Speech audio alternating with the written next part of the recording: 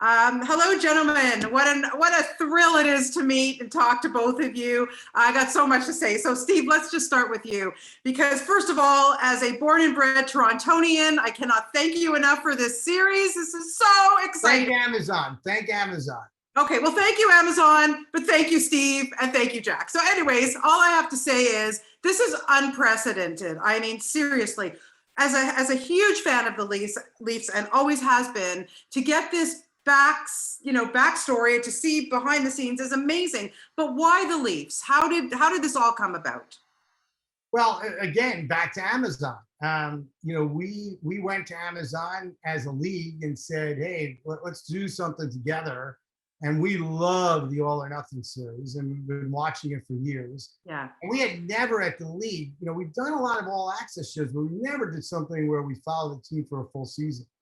And Amazon came back and said, let's do it, and let's do it with the Toronto Maple Leafs. And amazing. Off we went. And listen, it's Jack's bosses, the management of the team that we sat down with at first, and they had an interest. And then we met with a bunch of players who really needed to be convinced. I mean, yeah, it's one thing to be in their world for a few weeks, even the playoffs, but it's another thing to do that for an entire season.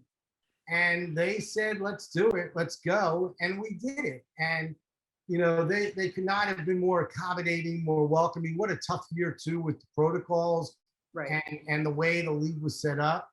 But to be able to get the access, which now you've seen a few glimpses of, a few shows, it was really incredible. But I give all the credit once we got in the door to players like Jack Campbell, yeah, who welcomed us and let us into their world that, nobody had ever gone to before.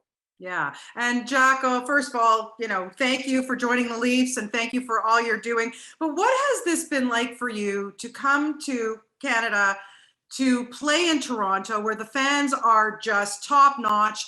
Tell me a little bit about how that's, helped you with your gameplay, because you are amazing to watch on the ice. Oh, thank you so much. I think it really is everything, as far as the fans and how it helped me get to where I am. I mean, number one, I got to thank my teammates, and, I just have so much confidence in those guys and the coaching staff and management. We're just really spoiled to be here. But with the fans, how passionate they are, I noticed that from the second I got traded. It just really inspires not just me, but everybody, and makes you want to be the absolute best you can be every single night. And that's such an amazing quality to go into a building or even go to practice and just have a burning desire to get better, not just for yourself. Yeah. And also, I mean, obviously this past year, as we see, I mean, COVID put a stop to all play and everything. And for you as a player to not have those fans in the stand, how do you adjust to that mentally as a player? Because you're used to all that noise and everything, and to me, it's just like heartbreaking to watch you guys give your all, but you don't have the fans physically there. Yeah, I think it's hard on both sides. The fans are dying to be there, and we would love nothing more than to have them. They come all over for our games too, not just even in Toronto. It's crazy, so the support we get. So definitely challenging. Yeah, there's different nights throughout the long season where you kind of need the fans to get you going and rally you. And we're very excited, hopefully this year, to see everybody back. I can't wait. Now, Steve, what was the one thing that after doing this whole series with our beloved Leafs that you learned about them that maybe surprised you? I think I really enjoyed watching Kyle as a general manager and how he operates, and how smart and well thought out he is, and how he's sort of a go-to not only for Sheldon, but for the players. Like, he's so well respected. I think that was interesting to me.